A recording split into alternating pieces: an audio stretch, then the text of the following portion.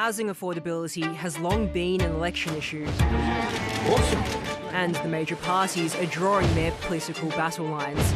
I'm not going to be a Prime Minister, as Mr Albanese is, where only those kids with a bank of mum and dad can buy a home. The key to housing policy is what we are doing here, is supply. Labor and Liberal have given up on renters. At 1,600,000. For young Victorians, the Australian dream of owning their own home has never felt more out of reach. I think it'll take probably at least 10 to 15 years. At the moment, I don't think that dream's going to come true. In the last 20 years, Victorian property prices have increased by a staggering 160%, but the average Victorian wage has only gone up 80%. It means in Melbourne, just 20% of properties are currently considered affordable to those on a median income. Families are living together, or people are moving back in with their parents. I was a single parent of 5 kids. None of my kids can afford a house. It's a competitive pool and one that's only getting smaller as the population continues to boom. Last year, Melbourne grew by 142,000 people, the most of any capital city. One mate said he's just waiting for the inheritance, basically, and that's the only way that he'll ever own a house. It's kind of disgusting that we're basically waiting for our parents to die. For those paying rent, it's an equally bleak picture. In the past decade, median rental prices have increased by 45% in Melbourne and 49% in the rest of Victoria. It means affordable rentals have all but disappeared from inner Melbourne. This map shows in green where they still exist. So when I look at the renting prices at the moment, it's like more than what I earn in a week. I think I'll have to be renting for,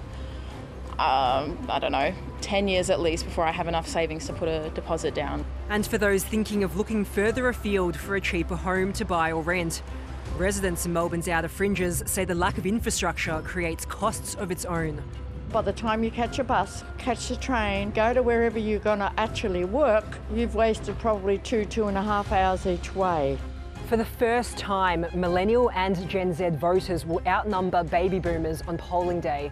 Addressing their concerns about housing could prove crucial. So, what are the major parties promising? Labor's offering to continue its $33 billion housing spend, including $10 billion to build 30,000 social and affordable homes and more than $6 billion for its Help to Buy shared equity scheme.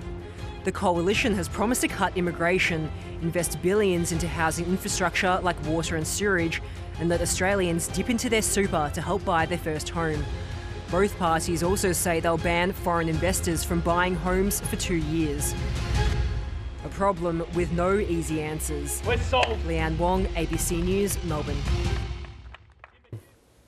Well, in the studio to discuss this and try and get some answers is Dr. Katrina Rayner, a former Melbourne Uni researcher, now with progressive think tank Per Capita, which does not get any funding from political parties, but does get funding from unions, and Dr. Michael Fotheringham, the Managing Director of the Australian Housing and Urban Research Institute, which provides research for government agencies. Welcome to both of you.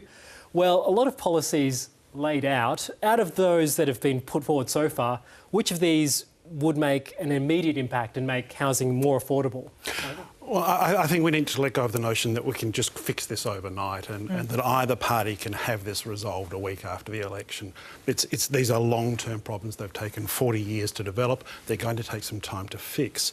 But what we need to do is stepwise series of policy interventions that are coordinated at state and federal level. I think there's not a lot of policy that is going to make a significant impact at the macro scale. It's not like we're going to suddenly see a huge coming together of house prices and income out of this process. There are some policies there that will make life a lot easier for certain people.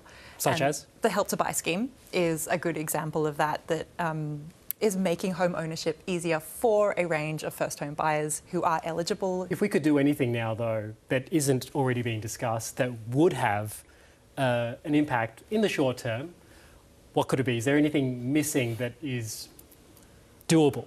Like the things that we keep asking for that are really important are things like greater investment in social and affordable housing, or changing our taxation system so that there's less emphasis on investors and more thinking about home ownership as an outcome in and of itself. So those things are really important and they will have that big impact, but you're not going to see the the change from that next week. I think what we need to do is build on the work we've done. So one of the challenges we've seen over the last few decades is when there's a change of party, when there's a change of power, all the work that was done in the previous term gets discarded, programs are cancelled, good progress is erased, and we start over. So what we really need to see is whoever forms government after the election to build on the current work rather than erase it and start over. If you're a person trying to make rent right now or trying to save a deposit, hearing that it's a generational thing, what do you have to say to them? I'm so sorry. I'm going to call myself a young person. I'm in my early 30s. Like, it is part of my lived experience. I'm spending 11 years in rental. I mean, I don't know what to say. I want this to be something that does change over a generation, but we're not even hearing the things now that we need to hear to suggest that that's on its way. Some people are close to getting to home ownership and just need that bit of support. That's where a shared equity program or a first home loan deposit scheme can be useful. Others, it's a lot further away. So we need to be talking about wage reform. We need to be taking that much more seriously, particularly at the lower wage categories.